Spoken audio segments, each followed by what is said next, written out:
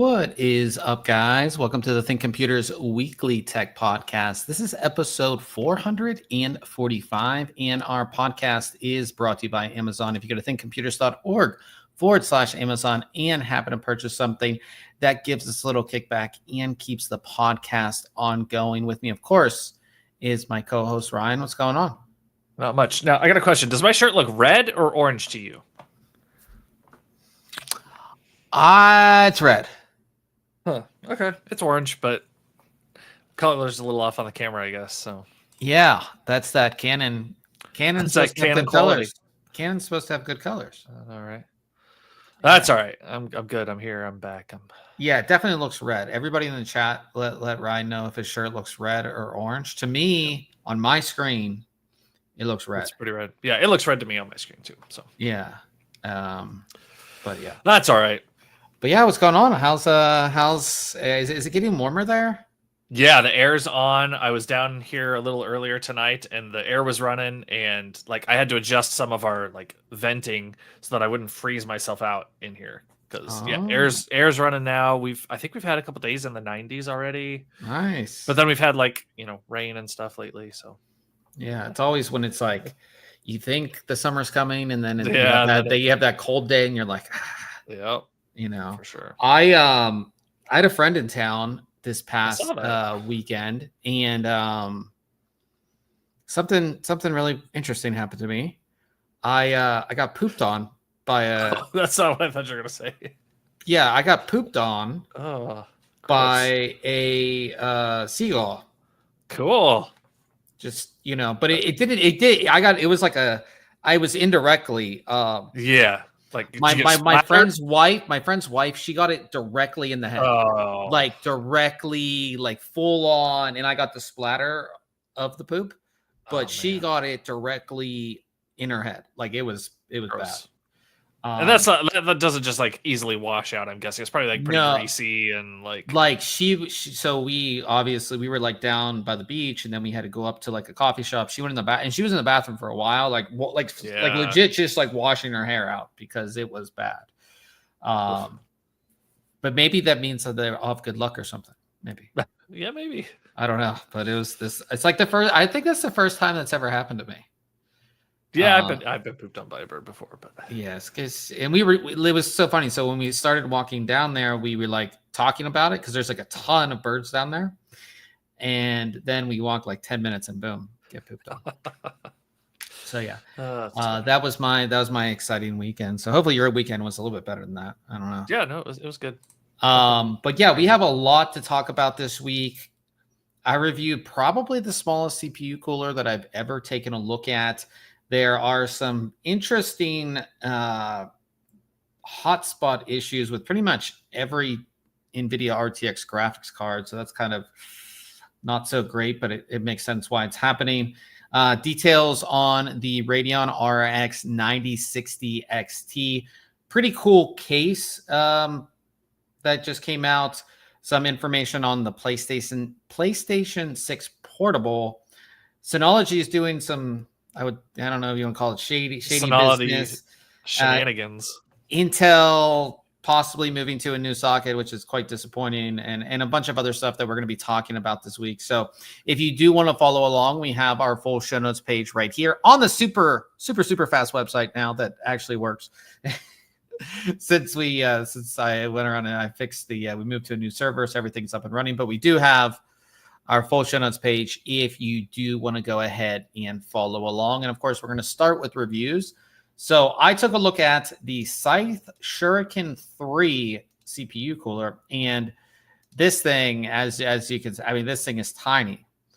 37 millimeters shorter tall. than your RAM, and you're like, yeah, And to be fair, this is not designed for a like what I tested it in, which is like a normal PC. This is designed for an incredibly small form factor system, and not even like a little bit larger form, like a really, really small form factor system. Think like Fractal Design Terra.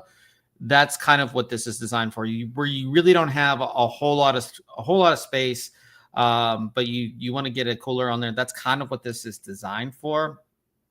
And it can only handle TDPs up to 115 watts too. So at least effectively. So you can see just how small this is. Like the fan itself is only 16 millimeters thick. So very, very small, 92 millimeter fan on there.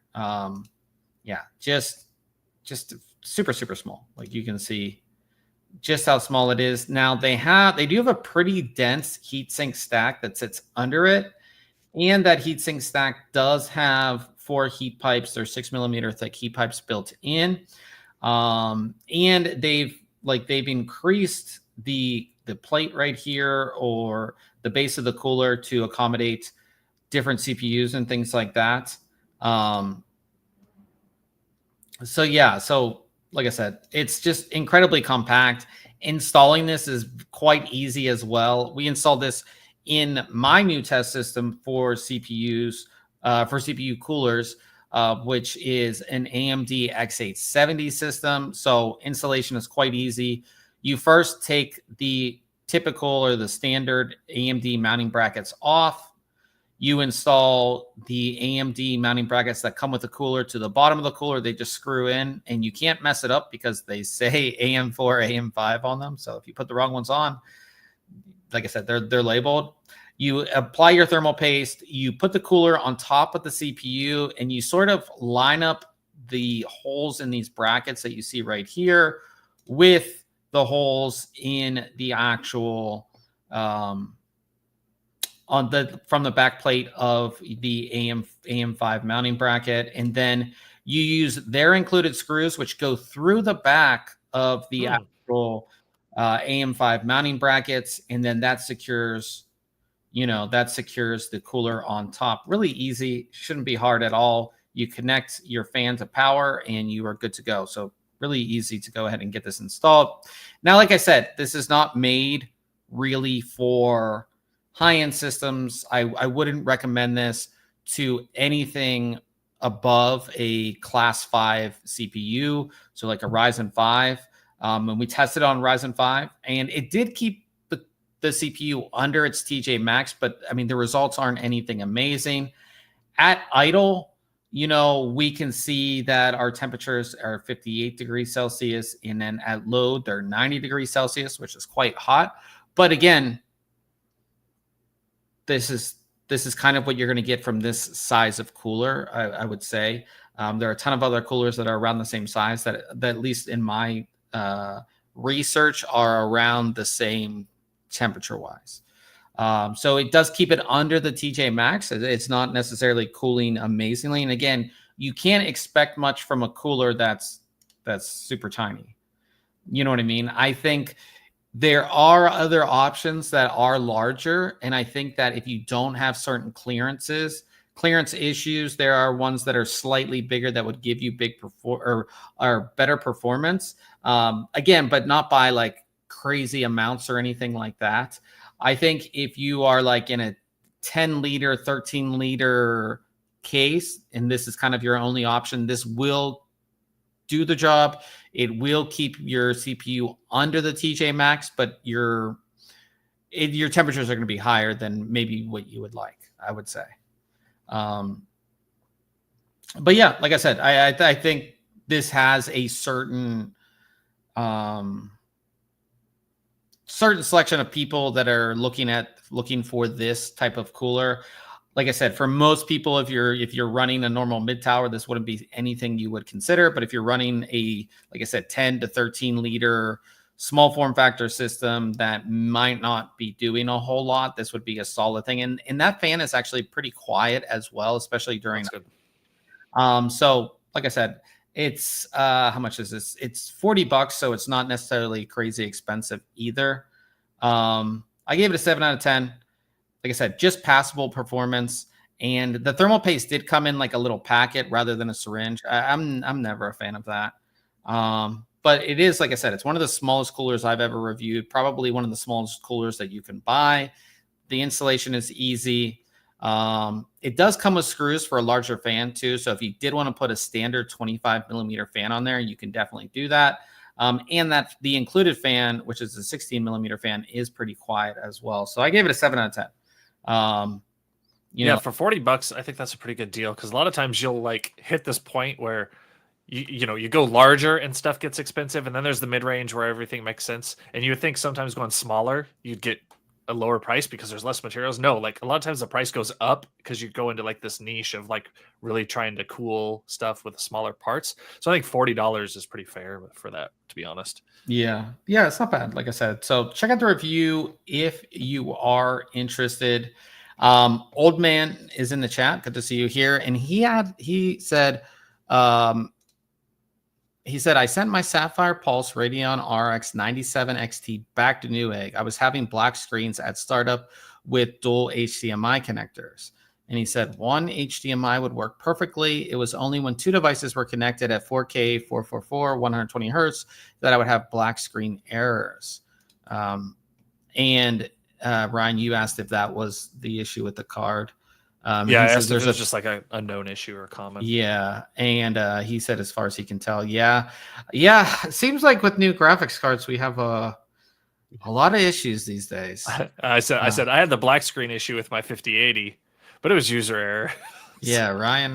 Which I was thankful for, right? Because you could be in a position where you've just spent $500 to $1,500 on a card, and then you get one that has issues that aren't user related, and 5090s are going for 5K right now.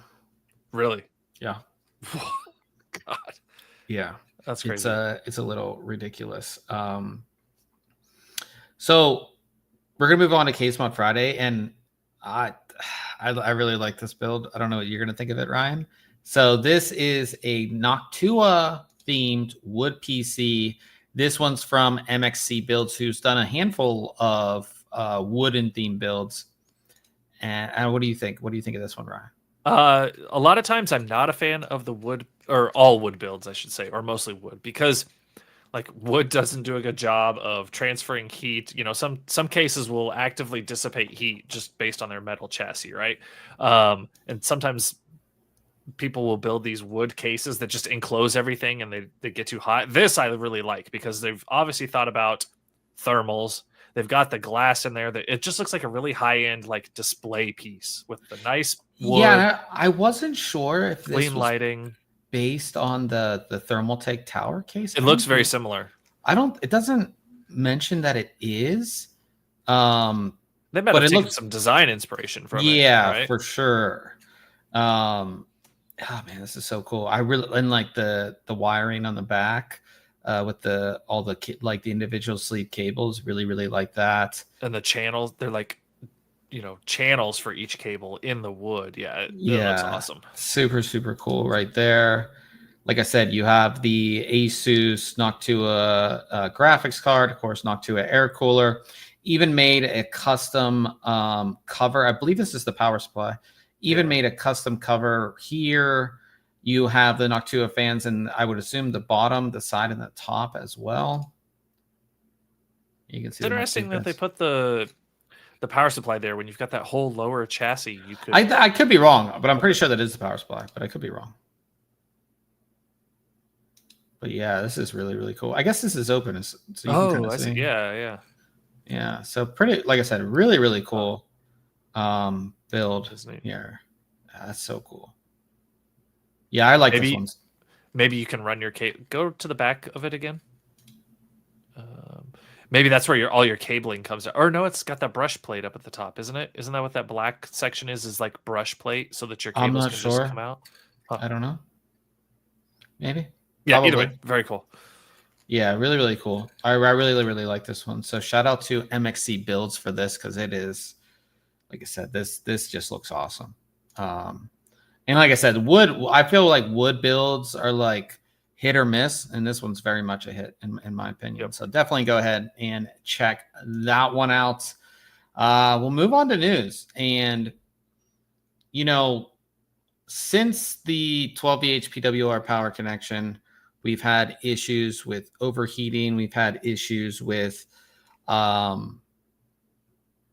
connectors melting, cables melting, cards dying, cards catching fire, all these issues. And Igor's lab did a really interesting they have a really interesting report on heat being generated on RTX 50 series GPUs. Lots of hotspots, lots and lots of hotspots. You can see this one is 107.3 degrees Celsius right here. But it's not just like you would think the high-end card, like the 5090, of course, it may have some issues. But they tested a 5070 and 5080, which also had these issues.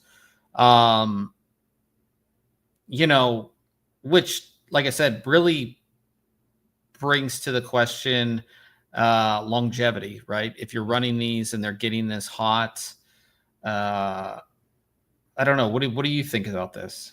Yeah, it stinks. I don't have a FLIR camera or thermal imaging camera, unfortunately. Otherwise, I'd check mine. But the one thing that is nice, well, I say is nice, like there are some mitigation efforts you can take with this, right? And the main one is to essentially pull your back plate off or your heatsink off and put some thermal padding between the VRMs that are typically the hot spot on these that they're finding.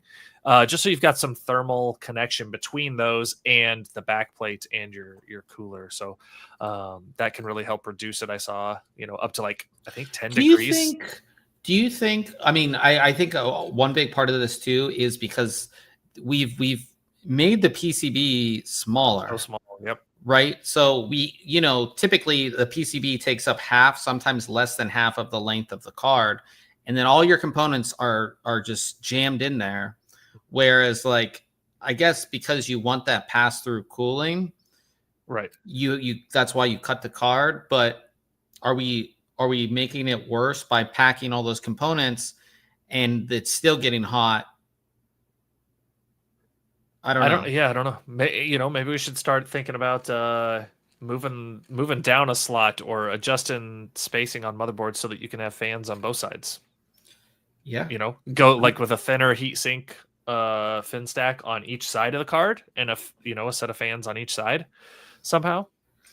Yeah, I mean, especially like a lot of like some higher end. I mean, these are just normal models. They're not like crazy models or anything. But on some of the higher end ones, you have quite a lot of components really, really packed in there. Yeah. When it comes to the power delivery components and things like that. Yeah, I just think that one, like just stacking everything together, but like I said, you just run into the same issue. Whereas if you extend this PCB, so here's where the PCB cuts off. If you extend this PCB, then you can't get that pass through airflow to mitigate some of that heat that's being generated here. Then you're going to dissipate it over here. Man. Yep. Yeah, I don't know what the fix to this is, other than better cooling from the factory, right? Because a lot of these cards that are having this issue, I think, are using the reference design of the board, from what I saw.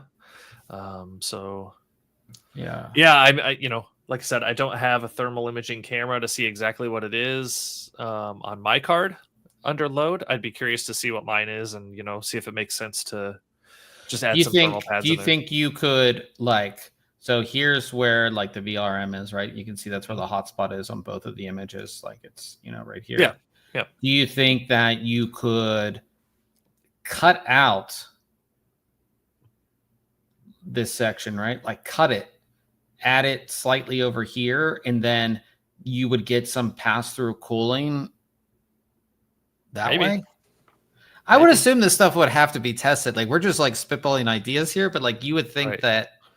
But then again, you also like if you have just a small little PCB here and a small little section, then you have to worry about like fragility of the card because you could even design like your shroud that goes around like the sides, because a lot of times on the side of the card, I'm looking over at mine right now, and the fin stack is like visible to the side. But if you built like a shroud around it that took some of that air and was able to push it around to the back side of the card, there's not a lot of gap between the back plates and the PCB, but you could adjust that. I mean, you could make some changes. Do you think we'll see a change made for maybe the next generation or not? Not until we start seeing a ton of devices failing early, right? But we're not going to see that because the expectation here is that we might see shorter lifespans of cards, but it may be, going from you could get 10 years out of a card or 5 years out of a card down to just 2. Some people are saying, it's going to last until the last day of that warranty, and then these things are going to kick the bucket. Yeah, that would suck. I don't think with these we're going to see any instant failures like you see with a melting power plug or anything like that, unfortunately. Yeah. Street racing going on over somebody's somebody's in a motorcycle right outside. Like I said, like there's a window right before, like right here, and they were like right down there. So, but yeah, it is quite interesting that this is on like a 5070, 5080 cards, and how, yeah, I mean, I guess we'll just have to see like next generation if this gets moved, because again, we keep on going to that smaller. I mean, this one's a really small PCB. Look at all the extra,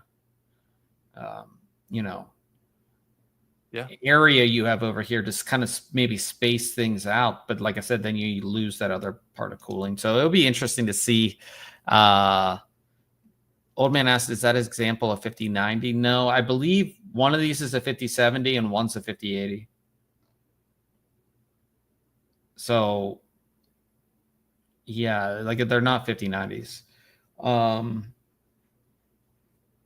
yeah, I guess that's just the thing, is that you stack all the components in one area, and obviously when you're gaming or doing anything else GPU intensive, those power delivery components are really going to heat up, and if they're all in one area, they're gonna, it's gonna be a lot. It's just gonna be hot. So yeah, I don't know a solution. I think if I knew the solution, we wouldn't have this problem, I feel. Yeah. So quite interesting. Check out the article over at Igor's Lab. We do have it linked if you want to check it out and read more about it. I mean, we're talking about it. Like, I don't think that it's not necessarily something to insanely worry about, especially if you're just like somebody who's gaming, every once in a while. Like if you're not, running the card 24/7 and that scenario, I don't think it's that big of a deal. But moving on from that to AMD, looks like they're moving up the launch date for the Radeon RX 9060 XT, which is kind of exciting. For those who are looking, again, something that might compete against the 5060 Ti. We have the Radeon RX 9060 XT launch date has been moved up to May 18th, which is literally right before Computex. They also postponed the RX 9070 GRE to late 2025. So I don't even know if that card is going to come out. Yeah, not really sure. For those who don't know, like I said, the 9060 XT will compete with the 5060 and 5060 Ti. Just like the 5060 Ti, we will see an 8 gig version and a 16 gig version. What do you think? Do you think AMD is going to price this pretty competitively? Like, estimated pricing is $269 to $379. That's not bad. Yeah, they've got to. They did pretty well with their last release, right, on pricing. I think NVIDIA was a little more aggressive than we thought they were going to be with the 50 series pricing, especially with the 5060s. So I think, while AMD may not adjust to those prices, I think they have already planned to be aggressive anyhow. I would hope. Yeah. Do you think that price will be that price? No, that's a whole other thing. What I'm hopeful for is they'll do what they did last time, right? Like, you have to initially launch with X number of cards at that price, right, for X amount of time, or first wave, whatever it is, and then they can sell at different prices, kind of like they did with their previous. Yeah, I think if they do that, it at least gives you a chance at getting a card at that price. Yeah, and I think this, like we always talk about the higher end cards, and even the 9070 XT was not the highest end card, but this level of card is what a lot of people are going to buy, right? So yeah, I would hope retailers have like 1,000 cards, like we saw with Overclockers UK, who had like 1,000 9070 XTs. That means that on launch day you should be able to get one. You should be That's able to still pick not a lot though when you think of a global, like, I mean, I know that's a Correct. German retailer, but still, like, Correct. I mean, but you were like able to still buy one. Like day one, it wasn't like you like refresh the page and it was sold gone. out. Yeah, Like yeah. within an hour they were sold out, but you could get one if you really wanted to get one. So hopefully with this, you'll be able to do the same. You'll be able to get one if you really wanted to get one. I think that's the big thing. So we'll see what happens with that. It's interesting. Like I said, the 9070 GRE, maybe they kind of reevaluated and said, hey, like maybe this SKU, we don't have a spot for this SKU either. Mm-hmm. Or they don't want the 9070 GRE to cut into the sales of a 9060 XT either, right? So maybe it comes later as sort of like not a refresh, but sort of like a in between that doesn't jeopardize the sales of the 9060 XT, I guess. So I guess we'll see if that actually happens. But yeah, excited to get more cards in people's hands. Like I said, I feel like just everybody's ready to upgrade. Like everybody's wanting to upgrade. They want that new graphics card, and it's so hard to find cards at MSRP. And it does feel good once you get that upgrade. Like it's nice. Yeah, once you get that upgrade, it just feels great. So because you're like, all right, I'm set for like the next X amount of years, right? Yeah, for sure. So typically, when it comes to CPUs, at least on the AMD side, AMD has the AM5 socket, and previously they had AM4 socket, which lasted how many generations of CPUs? Like what, 4 or 5? Yeah, we had the initial Ryzen, the 1800X all the way to the what, 5000 series was the last.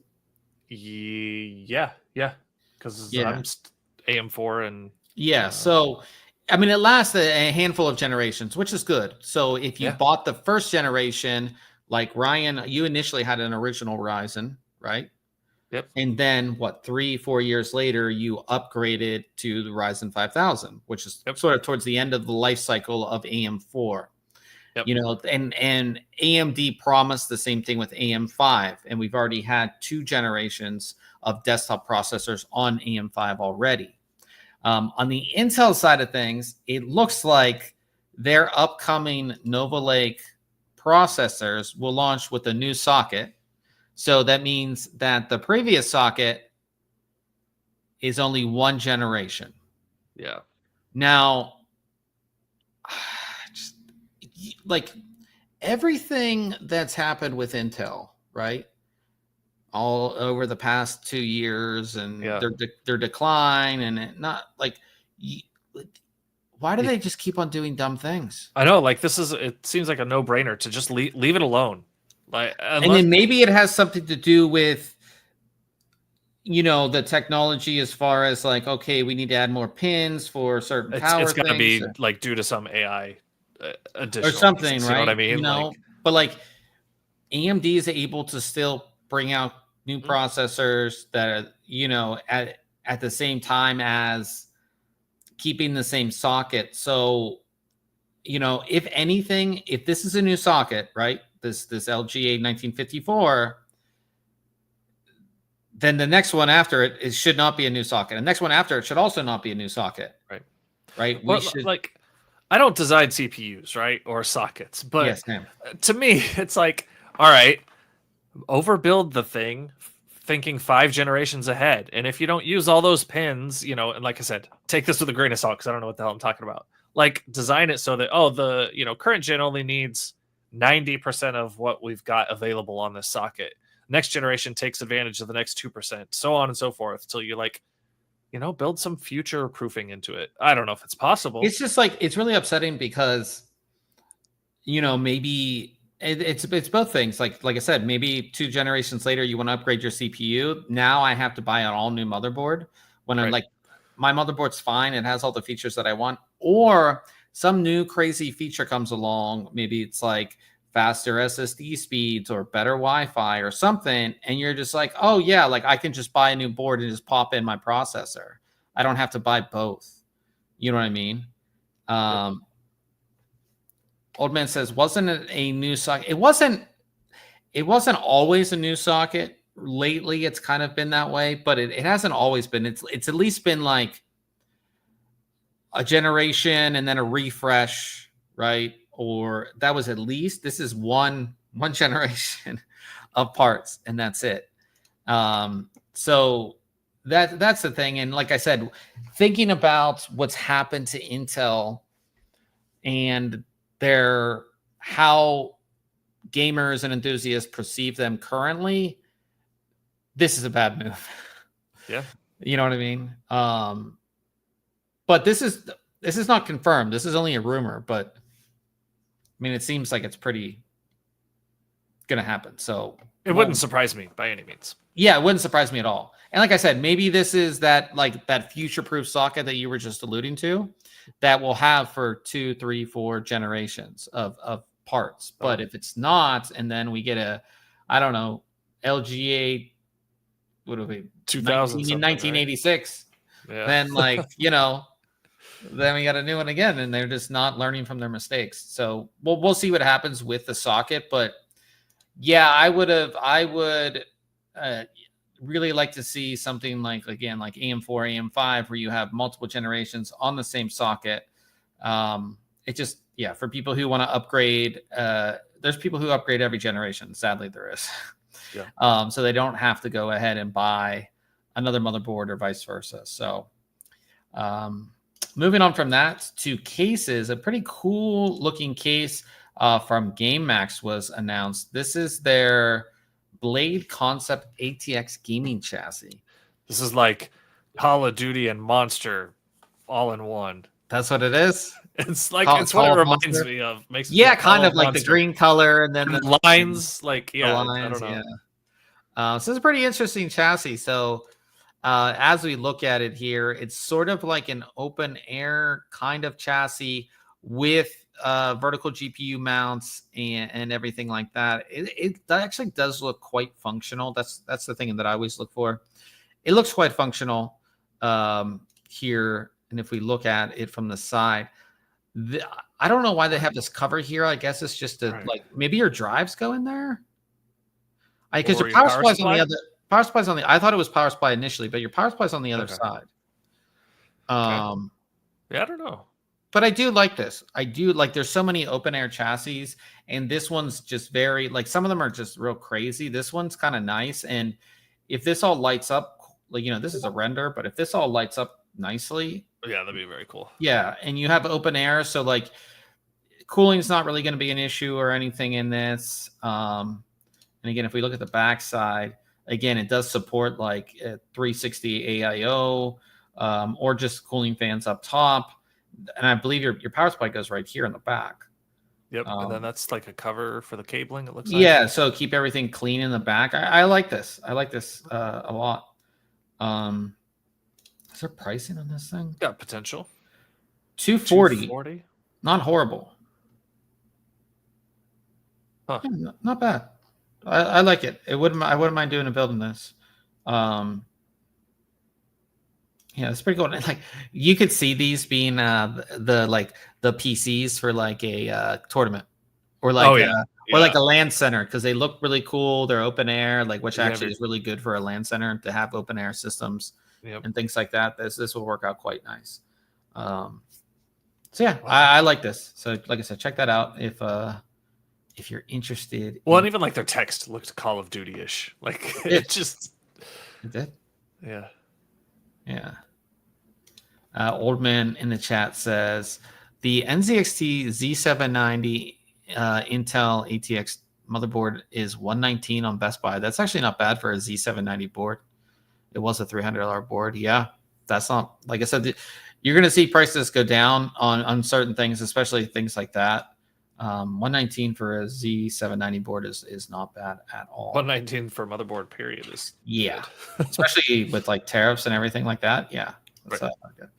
So Ryan, you have a bunch of network attached storage. So do I. So when you buy network attached storage, you're just like you have the vendor that you like. A lot of people use WD Red drives. Some people use what is it, the Seagates? What are those called? Is it the FireCuda or just their NAS drives? I forget what they're. Yeah, Seagate has NAS drives. Everybody has NAS drives, Mhm. and Synology has NAS drives. Um, but it appears as if Synology is making it so if you buy a new Synology NAS, the new models in 2025, um, that you won't be able to use any other hard drives except for Synology hard drives. So Synology drives or certified drives from Yes. other vendors. Yes. Yes. So I don't know if this is, they talk about reliability and compatibility and unlocking features. And what some of it is that you may be able to still use other drives, but you won't have all of the features of the operating system and the NAS itself available to you without those drives. Okay. And I don't know if some of this plays into like kickback to what I did for a lot of my drives, which was called shucking. Right, I take an external hard drive that Western Digital has, and they essentially have NAS drives in them, and they're cheaper than just buying the NAS drive. So you buy the external hard drive, crack it out of its case, and throw it in your NAS, and you've got a cheaper NAS drive with the same specs. So maybe it's a way for them to do something like that, help out their drive partners, so that you've got to buy those certified NAS drives as opposed to the ones that would be shucked. I don't know. I don't like restricting, like arbitrary restricting Yeah, and stuff. that's the thing too, is like say you have an older NAS and you're just Mhm. like, yeah, I'm just gonna throw my new drives in this new NAS I get. And then they won't, it You either mean won't your work old drives or into it? what? You say you want to throw your old drives into the new NAS? Yeah, or something. Yeah, which I think they are allowing as well. Like if you have drives in a current Synology that may not be on that list, as long as they belong to an existing Synology array or setup, you can transfer them and not lose that functionality. Okay. Well, that's good at I least. believe that's true. So Um, yeah, with anything. That doesn't matter if it's hard drives or I don't like restriction on it at all. I'm just not a fan of the restriction. But I get why, like I said, if certain drives have certain features that other ones don't, and that feature is part of the Synology operating system and how it works, yeah, I get it, but yeah, not a huge fan of this, but you see yeah, it more and more. Like yeah. just But it doesn't, old man says he shucked two 18 terabyte Western Digital drives a few years ago. Mine were all 8 terabyte that I did with mine. And it's, my capacity, I'm just over half capacity on my NAS, which I think it's got like 42 terabytes of usable space, I think. So I still got plenty of space on there. But every now and then I get the itch. I'm like, maybe I should update these 8 terabyte drives to 20 terabyte drives, and then I'll have so much space. But Yeah. there's a decent cost to it, and Yeah, NAS drives are not cheap. And I always tell the story is that I was like years ago, I set up my NAS and I'm yep, like, yeah, I'm gonna get like back when I built my first NAS, like 2 terabyte, 4 terabyte were like the popular drives at the time. So I'm right. like, I'm gonna buy sixes. I'm gonna buy sixes. And then like 6 terabyte drives never go on sale ever. Nope. 8 terabyte, 10 terabyte, 4 terabyte always go on sale. Like Amazon Prime Day, everything goes on sale. 6 terabyte drives literally have never gone on sale for a decade. They never go on sale. It's one of the things that I hate. Because I eventually I do need to start replacing because but they just never, the sixes never went on sale. Yep. But I think I'm going to upgrade that NAS and just like maybe go with tens. Just go higher than that for That's sure. expensive. Yeah, but it's not that crazy. Yeah. how like what would you, if you're building a new NAS now, what size drives would you get? I would probably actually be looking to go to all flash, Okay. which would be much smaller drives, and using that as my main array, and then probably like a secondary NAS, either swapping out the 8 terabytes that I have with like, I don't know, 18s or 20s, probably. How much Just is because I want. how much is an 18 terabyte drive right now? I don't know. Yeah, look it up. Like I what, will 400? Let's see. 500? You want a NAS drive? Yeah, like what Synology doesn't even make a 20. Don't like they only make a 16. Let's see here. A WD Red Pro 18 terabyte is 374. Oh, that's not bad.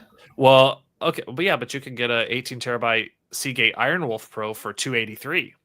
So $100 And then less. now look up a price of a 6 terabyte WD Red Pro. 6 terabytes. It's no featured offers available. I can't even get you one. On 100 on Amazon? 189.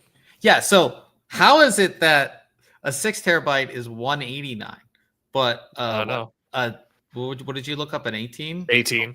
And- Yep. It's just $100 more. Yeah. From Seagate. Yeah. Yeah, so it's just like, yeah, gotta upgrade. We're gonna be upgrading here soon.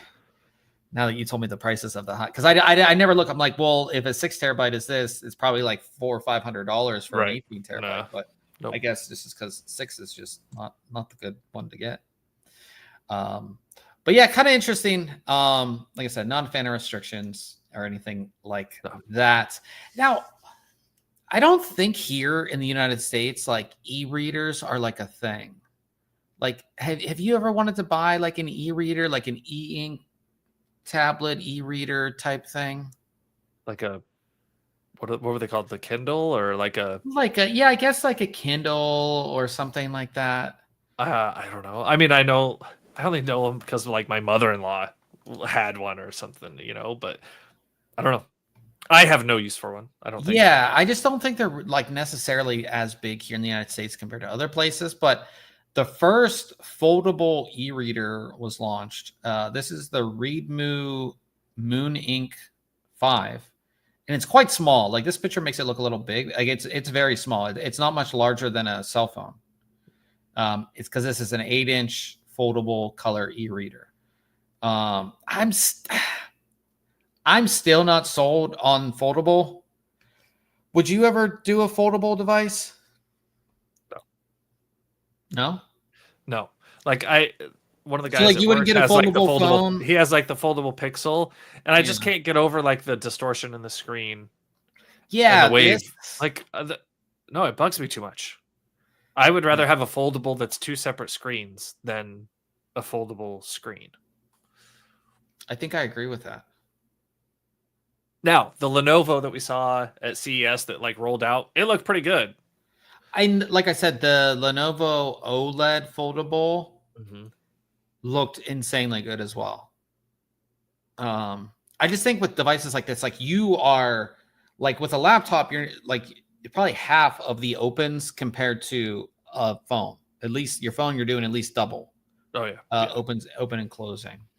Yep. But it's pretty cool that this, like I said, for the US, I don't think e-readers are really much of a thing. If you want something small, you're reading it on your phone. If you want something a little bit bigger, you have an iPad, tablet, something like that. And then of course you can read all of these things you would read on an e-reader on your PC or on your laptop too. So I don't think it's that big of a deal. Apple's supposed to have a foldable iPhone coming. That's the rumor. Oh, interesting. So that would be kind of interesting if that actually comes out. Yeah, I still don't know if I'd get it though. You'd have to see, but yeah, unless they've like come up with some amazing breakthrough for those like foldable screens. Yeah, I'm good. I would really have to see it and you have to play with it, right? Yeah. Before you get it. So yeah. So one of the things, like I'm sure you've had this happen. I've actually had this happen a lot recently, which we'll talk about. But you're in Windows, you're doing something, and like a app or program like locks up, right? And then you have to hit Control Delete and then end the task, right? Yep.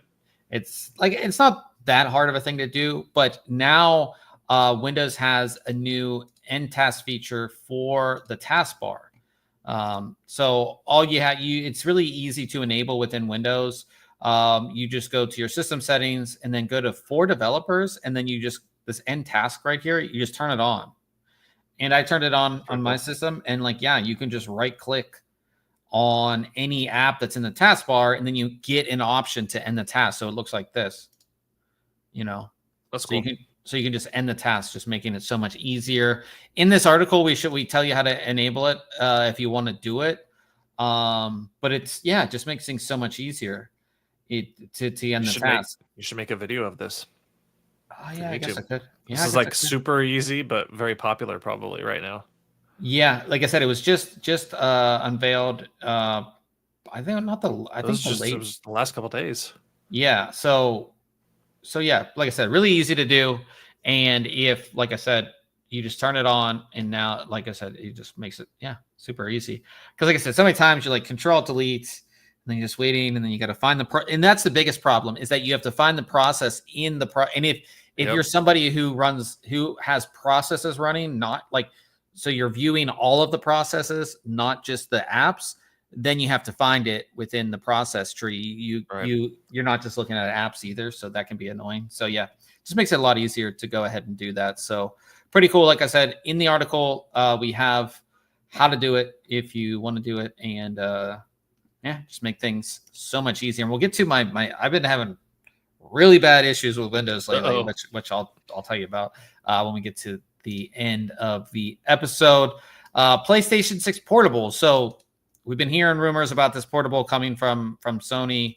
PlayStation 6 portable could have full PS5 library support, which I was thinking about this because I was like, PS5's like big. It's not huge. Like it's small. Mm-hmm. But you have to realize is that the PS5, they're going for 4K 60, right? Yeah. With that hardware set. And now, you're years later, and we've seen devices that are, this is just the whatever this is, the PlayStation bit. You see devices that are essentially this size that can do 1080p over 60 FPS. We saw them at CES. They're, especially on the AMD side, when it comes to their SoCs, can do that. So I think that's totally possible to have PS5 library support for a portable. It's pretty wild. What do you think? That's a lot of. Yeah, I mean, obviously, probably not running at 4K 60. Obviously. The screen you're going to run at max would be like 1080p 120. Right. So that'd be cool. That's a lot of power to pack into a handheld, but it's cool. And they've had good luck with their portables in the past. PSP. What was the other one? Was it the Vita? Yeah, the Vita. I think that's what is this? This is an actual real photo. I don't know. The PS Vita was a handheld. Yeah. It says PlayStation 6 portable will be powered by a 15-watt SoC. So, and probably AMD. This could be a huge win for AMD too. Yeah. And I think a lot of people, like a lot of the console gamers, they don't want to get like the ROG Ally. They don't want to mess with Windows so much, but like the PlayStation fans, they want that portable that will play all their PlayStation games. They could take it with them. Yep. What would you think pricing would be? 500? That seems high, but maybe not. Yeah. I can like the same as a console, right? Mm-hmm. Essentially. Yeah, because right, if you've got that whole access to that whole library on the go, you've got to keep it pretty close to price. Otherwise, you'll kill any remaining PS5 purchases. Yeah, especially if this thing can like dock and continue to output Ooh. if you could still, even if it just output to 1080, right? Well, I mean, you could have it like, so if you dock it, then you It gets could, like you eGPU would that 15 watt SoC, you could push a lot higher because you don't have to worry about battery life if it's docked. You could push it. Yeah. have some cooling built into the dock or something. Yeah. There could be a lot of different things. Yeah, it'd be really interesting to see what happens with this, with this PlayStation Portable, because I think the market is ready for it. I think the market is very much ready for it because everybody's making a portable now. We saw this stuff with Xbox. That's essentially going to be I don't know, maybe a reskinned ROG Ally.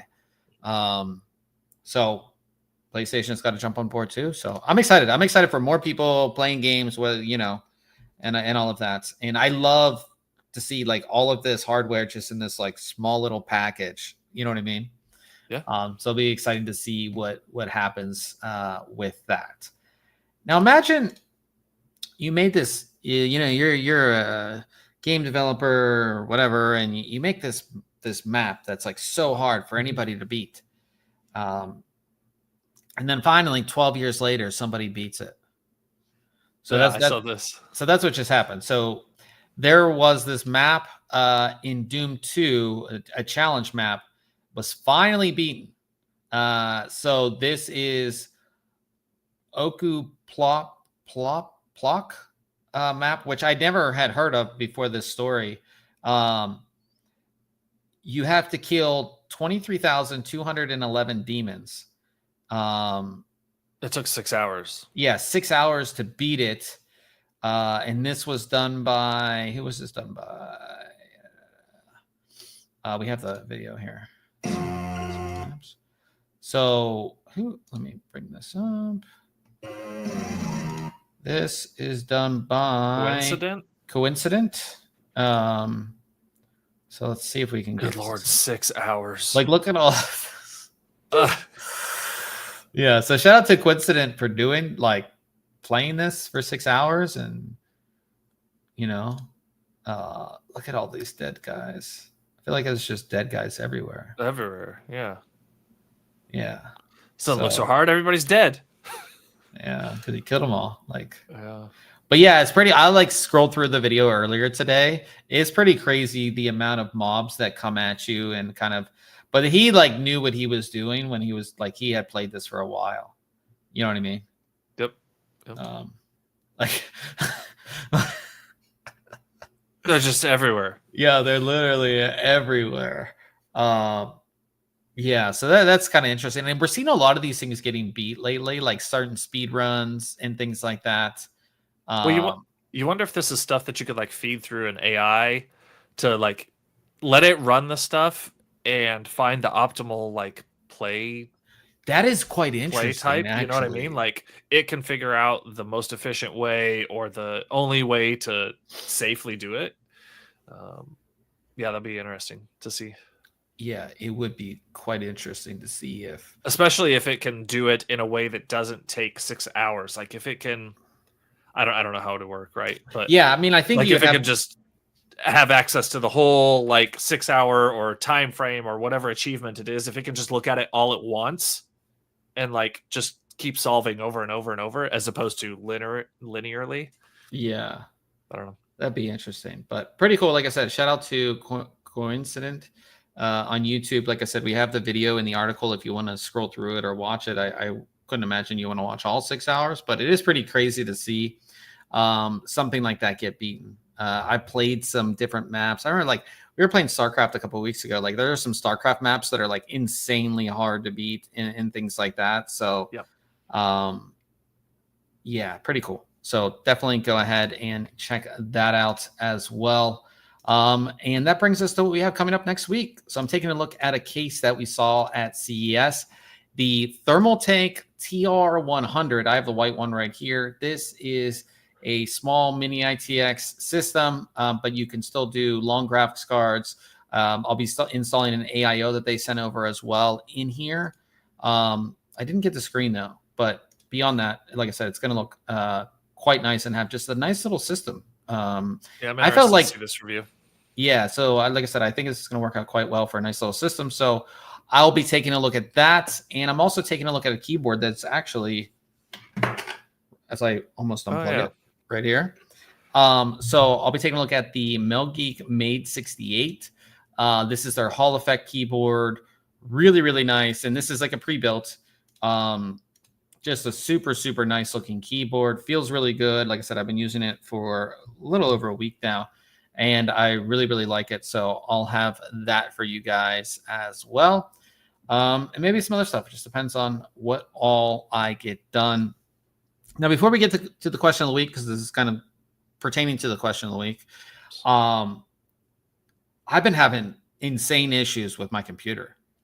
Like if I walk away for a couple hours and come back, my computer's frozen. And just before we started the podcast, I'm just doing work, just, doing stuff. I have a Spotify playing and then Spotify stops. So like something's going on. And then like I can still move my mouse, but like my apps, they just like don't work. They're kind of frozen. I hit Control-Delete to bring up the taskbar to see what's going on. But it brings it up, but there's not like the screen is just white. Just empty.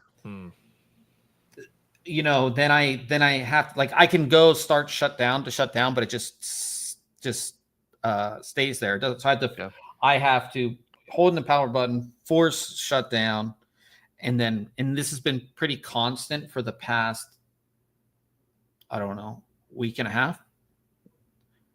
I did just update my graphics driver. There was a lot of issues with previous NVIDIA graphics driver, so maybe that's it.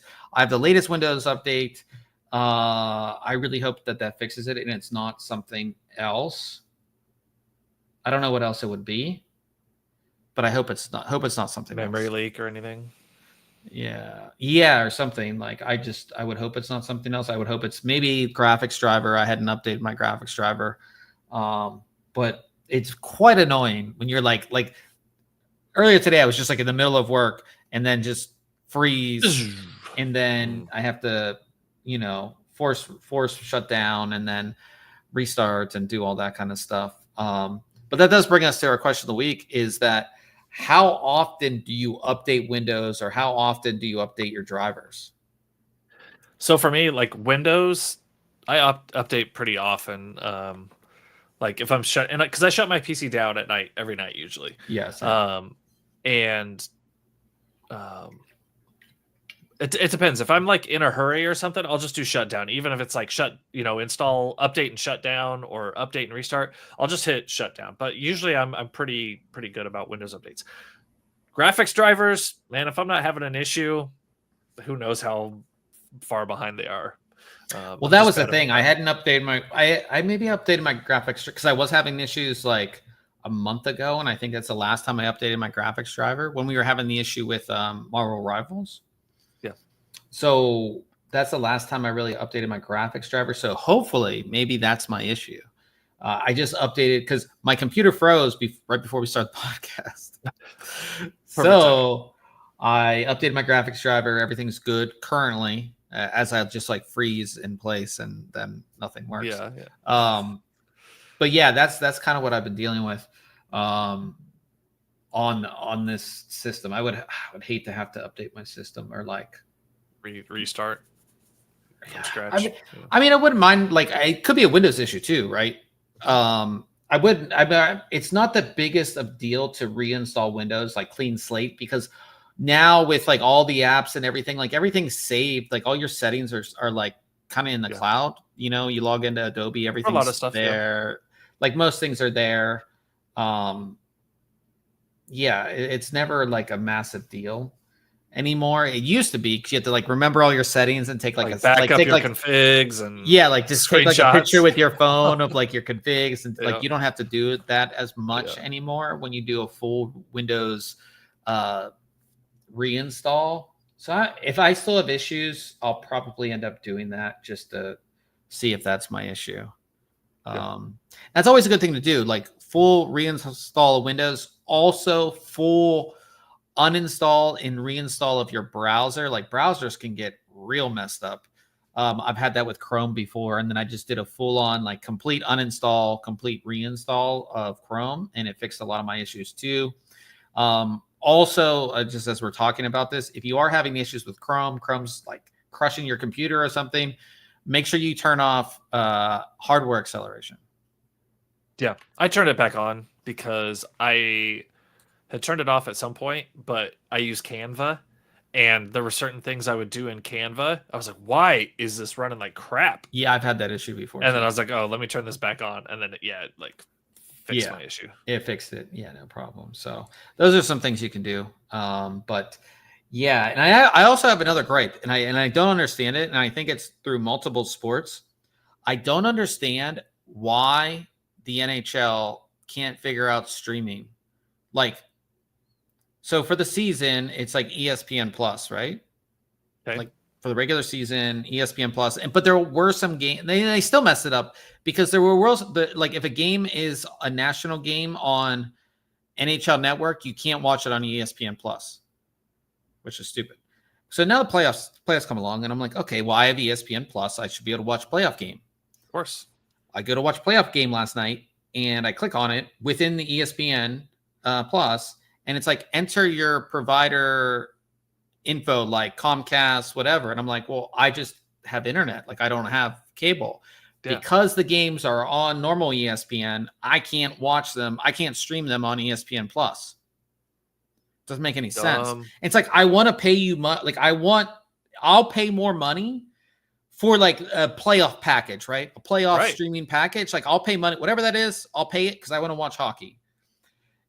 And I couldn't do that. I couldn't watch it because it's, and the thing is, I'm streaming only. I don't have cable, and I'm also not in a hockey market. I'm not in a market either. So it's not like I'm blacked out or something like that, right? Like I'm not in the market. So I should be able to stream only. And this is what I was reading on Reddit too. People are like, yeah, this is across like all sports. Like the NBA is the same way. The MLB is the same way. It's like, why can't you do just streaming only? Like, give me a price for what streaming only is, and I'll probably pay it because I just want an easy way to watch hockey. That reminds me, I need to cancel my my YouTube TV account. Like, I only got it for football season. Well, football's been over since February, so yeah. Well, that's the thing. I'm paying for something I'm not using.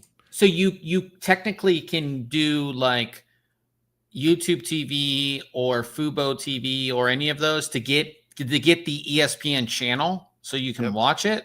Yep. But then that's like, I don't want to pay $84.99 or whatever it is.